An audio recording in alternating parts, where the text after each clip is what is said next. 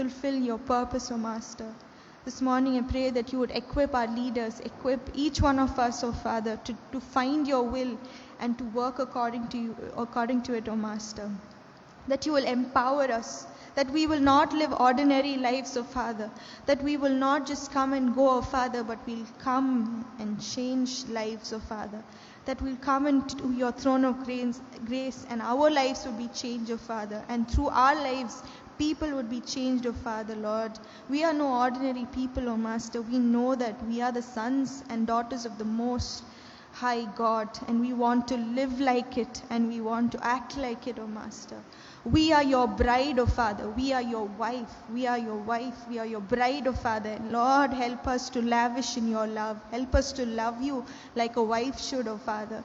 Help us to love other people, O Father, like you have loved us. Help us to love other people in a way that we have tasted your love, O Father.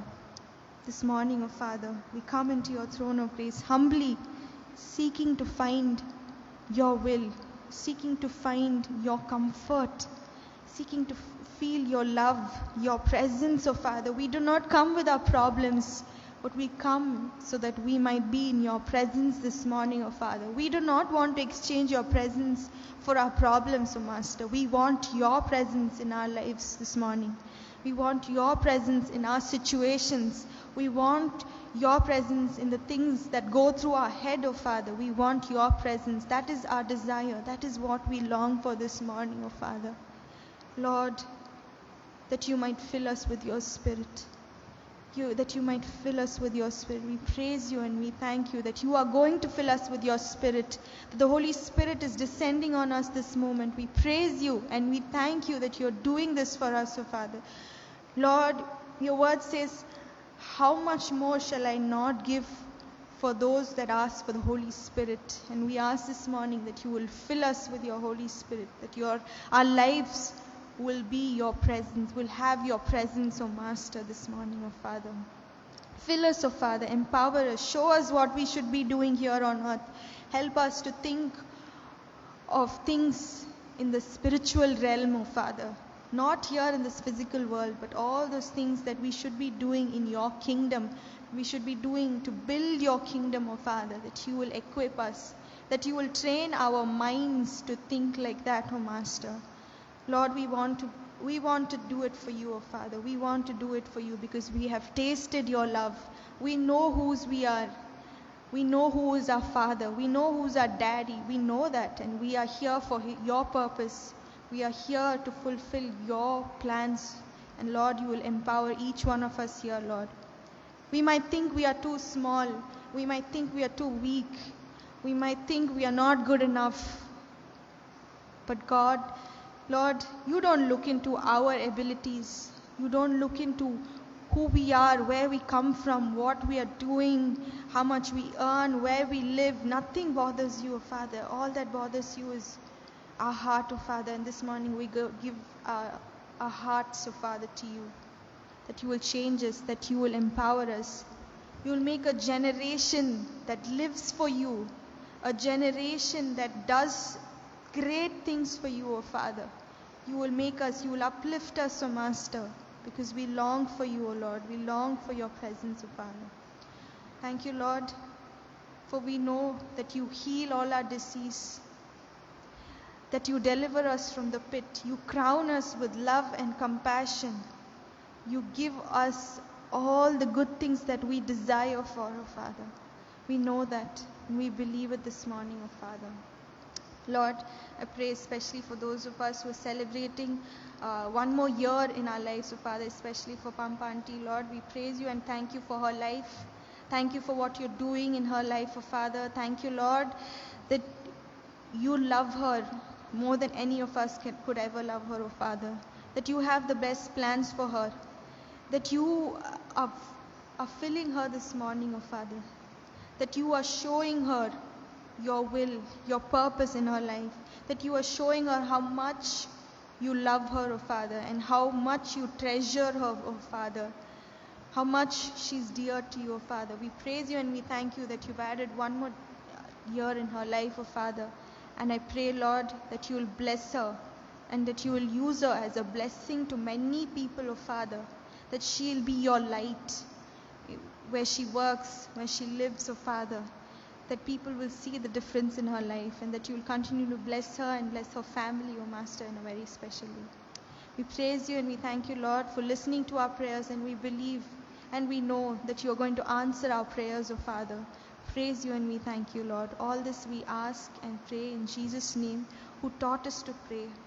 Our Father, who art in heaven, hallowed be thy name. Thy kingdom come, thy will be done, on earth as it is in heaven.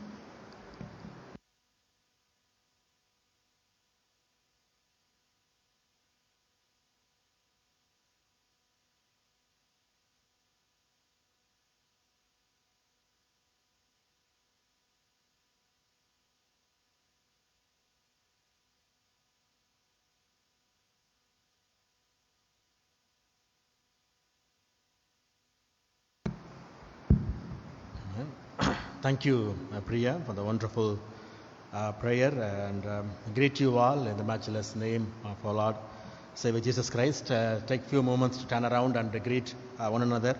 It's a Holy Sunday, God's Day, so let's greet each other in Jesus' name.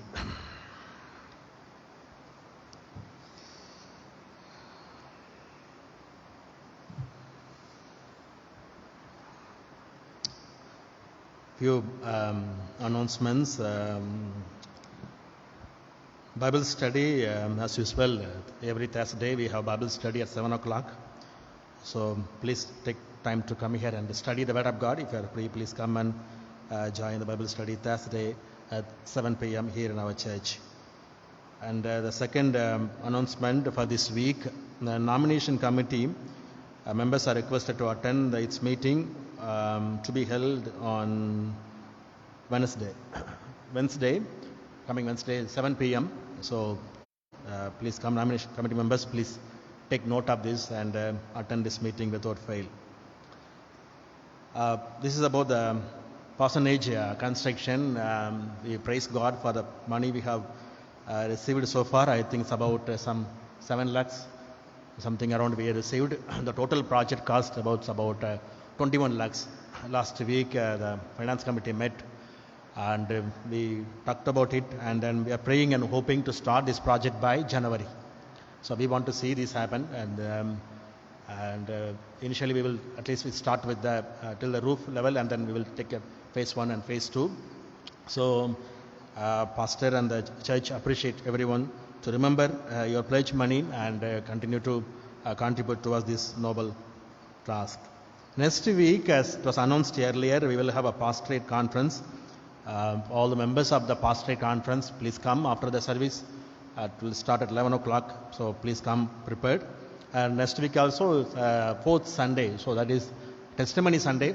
If any one of you wants to glorify God, if you want to share your testimony, you may come prepared and share your testimony. Our pastor will be here next week. He has gone to Kalakurchi to conduct a pastorate conference in different churches as he is the DS.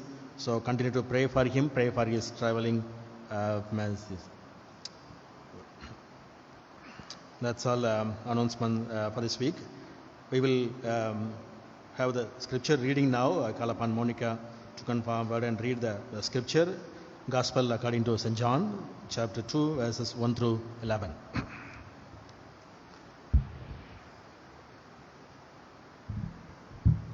Today's scripture portion is taken from John chapter 2, verses beginning from 1 to 11.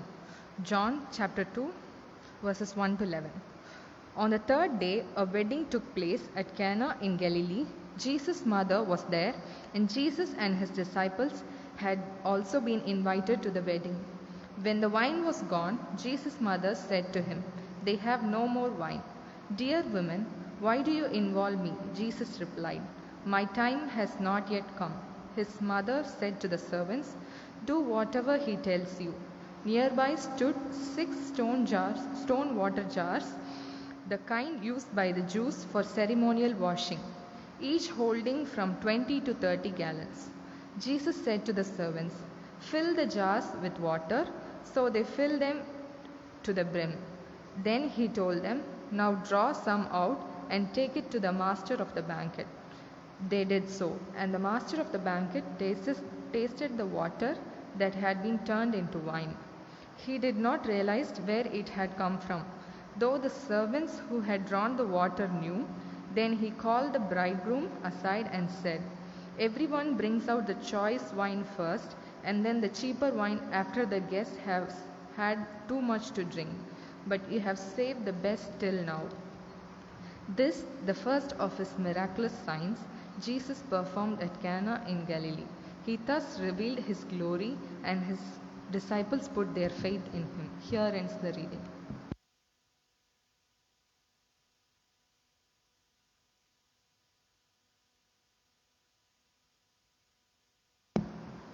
Thank you, Monica. And we have Dr. Jonathan Victory here, a wonderful man of God. God blessed him with enormous talent and gift, and God has been using him mightily in the hymns. So I invite Dr. Jonathan to serve God's word.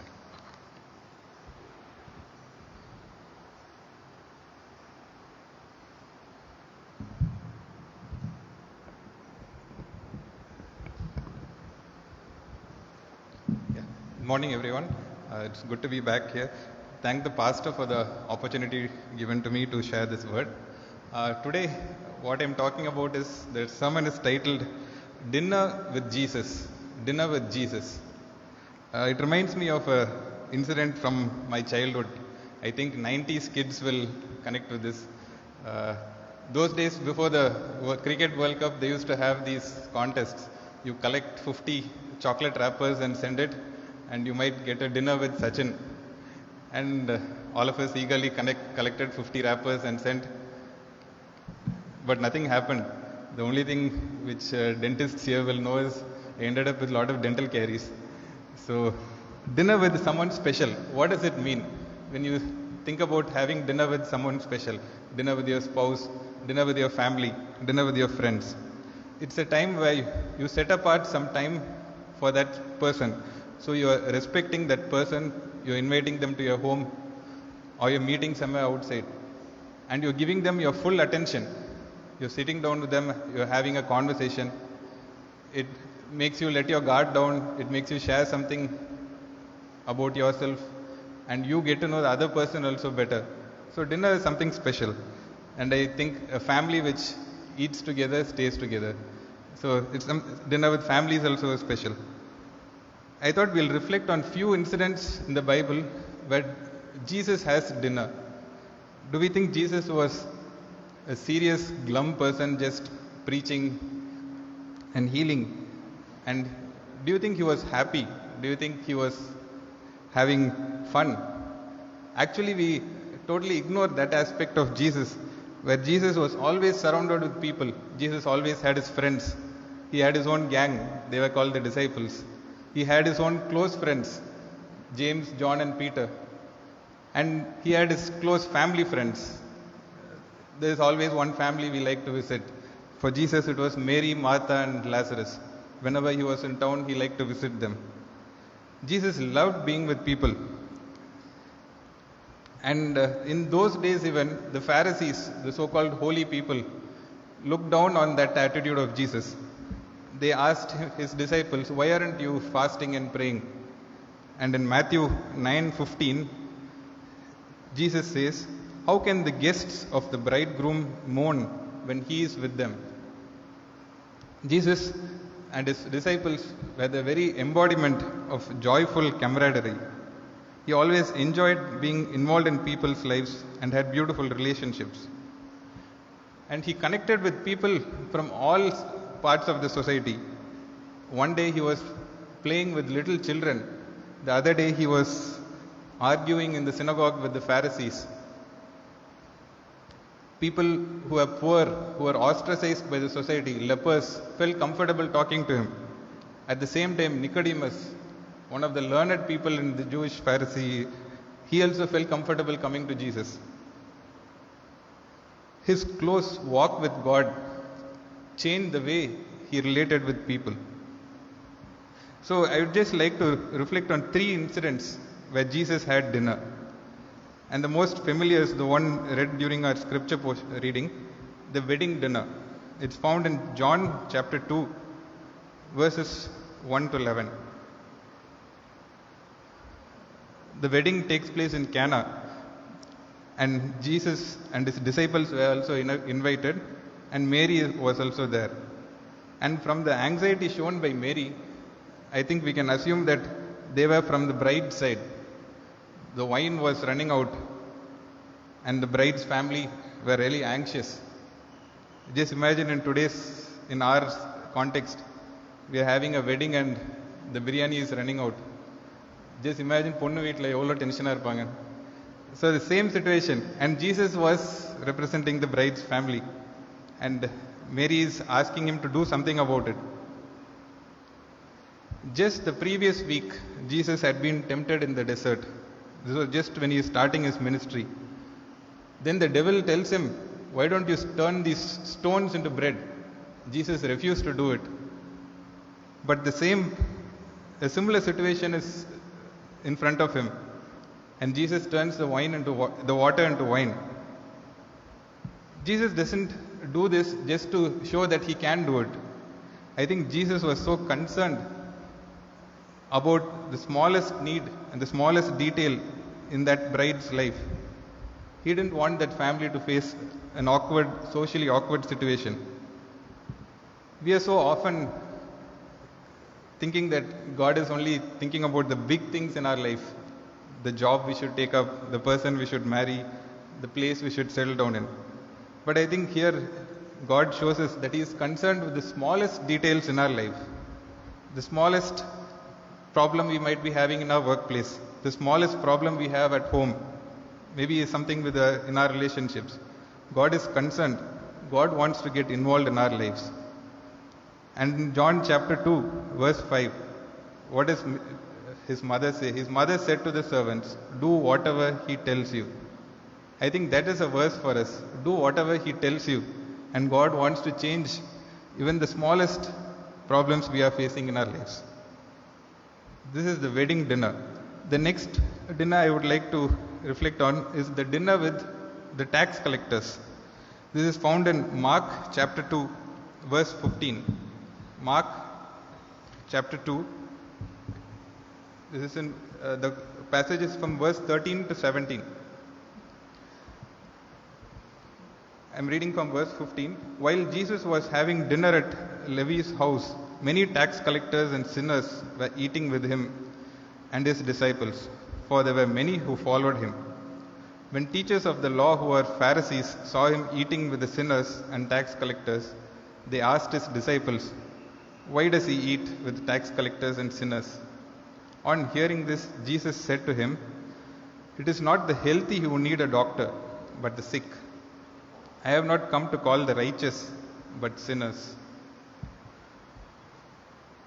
In those days, the tax collectors were a much hated part of the Jewish society. The Jews were already oppressed by the Romans, and these tax collectors even burdened them more with these high taxes, and they were looked upon as corrupt government officials. Maybe in today's context, they were similar to our politicians. And the Pharisees looked down on Jesus' shady relationship with the tax collectors. They were thinking, why is he eating with sinners? Why is he having dinner with sinners? I think Jesus loved sinners, but he never loved their sin. And even in today's life, the world around us is hurting. People are struggling with sin. And the need of the hour is non-judgmental relationships. Are we judging people around us? Or are we showing God's love to people around us? I would like someone to read from Matthew 7, verse 1. Matthew chapter 7, verse 1. Can anyone read that? Yeah, do not judge or you will be judged. And I think Jesus really practiced this in his life. He never had a holier than thou attitude. He never gave a lecture to the tax collectors saying how they should change. I think the church, that is you and me, is supposed to function like a hospital for people with sick souls. Do people who are struggling with sin, who are struggling in their lives, do they feel comfortable coming to church? Do we make them feel comfortable? It is not the healthy who need a doctor, but the sick. Or are we just a holy group meeting and praying together? Do we really pray for people's problems, or do we just gossip about them? Do we really do something to help people with their problems? Another incident of Jesus having a dinner with the tax collectors is his impact on Zacchaeus. Zacchaeus was also a tax collector. So all of you will be familiar with the Sunday school story. He was a short man, and in the crowd he couldn't have a look at Jesus. So he got up on the sycamore tree. I would like to read from Luke 19. Luke chapter 19, verse 8 to 9. Luke 19, verse 8 to 9. Then Zacchaeus is noticed by Jesus in the crowd, and he tells, I am coming home for dinner today. And then Jesus and his disciples go to his house. He doesn't give Zacchaeus any kind of a lecture on what all he is doing wrong in life. But Zacchaeus, in verse 8, Zacchaeus stood up and said to the Lord, Look, Lord, here and now I give half of my possessions to the poor. And if I have cheated anybody out of anything, I will pay him back 4 times the amount. His holiness dispelled the darkness in his life. Is our lives showing God's love to people hurting around? And is that the most important thing which is leading them to repentance? We may be the only Bible that our neighbor reads. People don't like us giving them advice, or people don't like us lecturing them. But maybe a life which is showing God's love is the most powerful preaching you can do to your neighbor. So that was dinner with the tax collectors. The third incident I would like to reflect on is dinner with Mary and Martha. Can you turn to Luke chapter 10, verse 40 and 41. Luke chapter 10, verse 40 and 41. So if you, this is the background to this incident is Jesus was traveling towards Bethany, and whenever he is in town, he liked to visit Mary and Martha. And it must have been a big crowd along with Jesus. And you can imagine the chaos in their house the whole day. Both the sisters are trying to cook dinner for such a huge crowd. And Martha is really tensed up about how the dinner is going to go off. And you can imagine her frustration when she sees Mary not helping out at all. And she's just sitting at Jesus' feet. Verse 39, she had a sister called Mary who sat at the Lord's feet listening to what he said. And in verse 41, Jesus says, Martha, Martha, you are so worried and upset about many things, but only one thing is needed. Mary has chosen what is better, and it will not be taken away from her. I think the emphasis is on the word, only one thing is needed, and Mary has chosen what is better. Can anyone read Psalm 27, verse 4? Psalm 27, verse 4.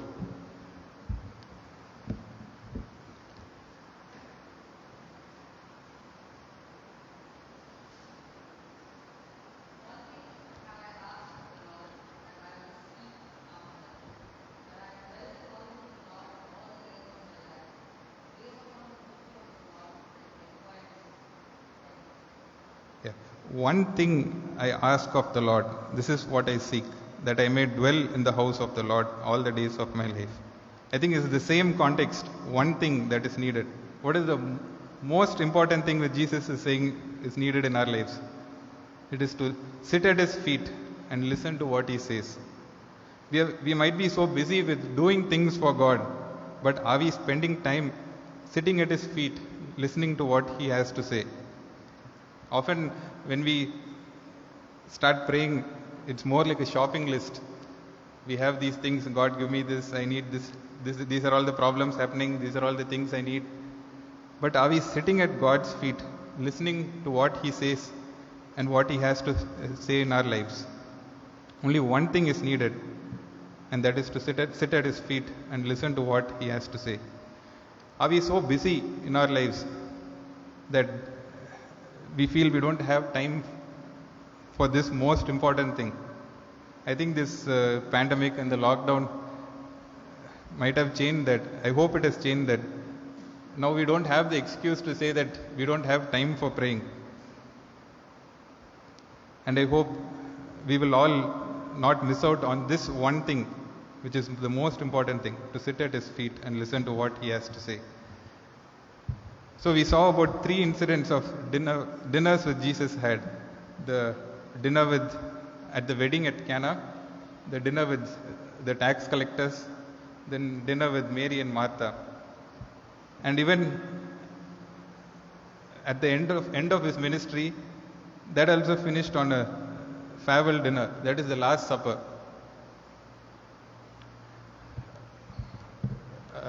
Actually, Pastor had told me to talk about this theme for the month, miracles and healing. Often we think a miracle is when some incurable disease is cured, someone coming back to life, someone who couldn't walk starts walking, some unusual financial gain in our lives. I'm sure God is continuing to do these miracles.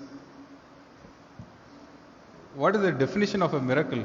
I was just looking at the dictionary. A miracle is an extraordinary event which cannot be explained by natural laws. I feel the miracles and healing that we need are the miracle of repentance, like what Zacchaeus had. I don't think we ourselves ever realize that there is sin in our lives unless the Holy Spirit convicts us and makes us repent of our sins. That is a miracle. Healing in our minds, healing of the guilt and shame, the miracle of freedom from sin. I don't think as humans we can ever overcome sin. That cannot be explained by any natural laws. But when God's power is in our lives, there is freedom from sin, freedom from addictions. If that is not a miracle, I don't know what else will be. The miracle of God's love in our hearts. God loved those tax collectors, and that love really touched their lives. Only God's love can help us to look outside of ourselves. Otherwise, we are so self-absorbed, thinking about our own problems, our own issues. Only God's love is a miracle which changes our hearts. I would like to end with a verse from Revelations. Revelations chapter 3, verse 20. Revelation chapter 3, verse 20. Can anyone read that? Revelations 3, verse 20.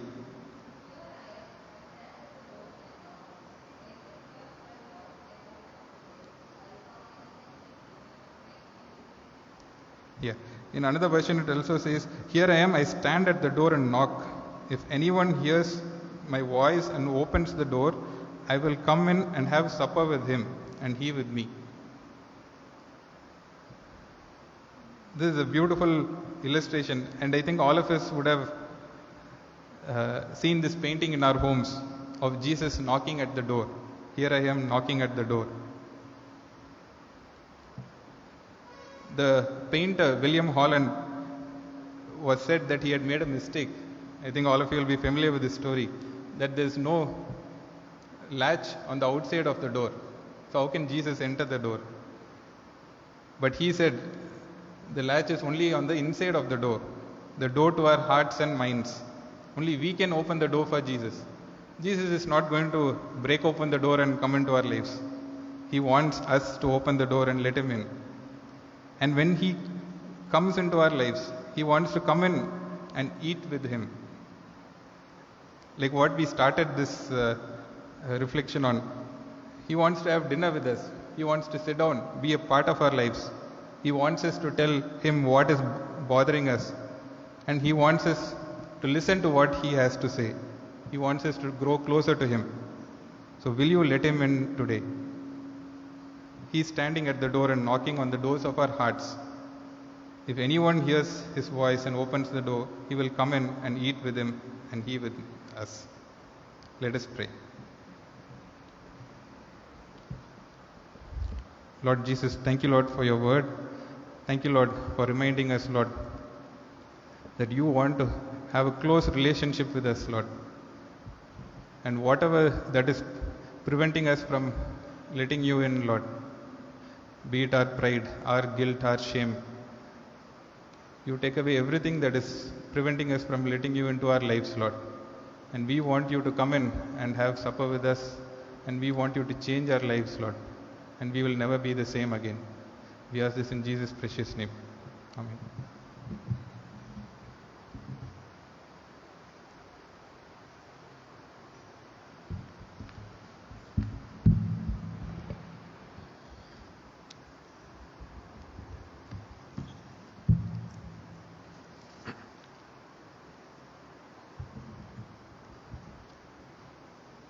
Thank you, Dr. Jonathan. And as we ponder over this wonderful message, and let us invite the Lord to our homes, have dinner with us, and let's rise to our feet and sing this offertory hymn, hymn number 121, Savior like a shepherd, lead us.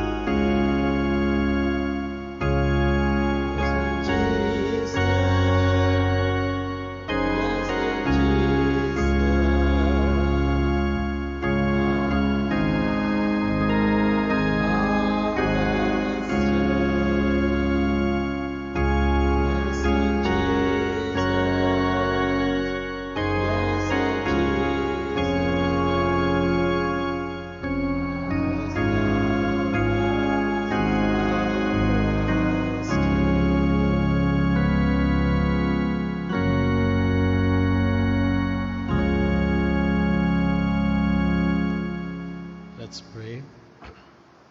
Father in heaven, we thank you, God, for this wonderful service we had today. Yes, Lord, we invite you. Come into our lives, O God. Come into our home, as we read in Revelation chapter 3, verse 20. Give us a heart, Lord, to humble ourselves, humble and broken heart. Forgive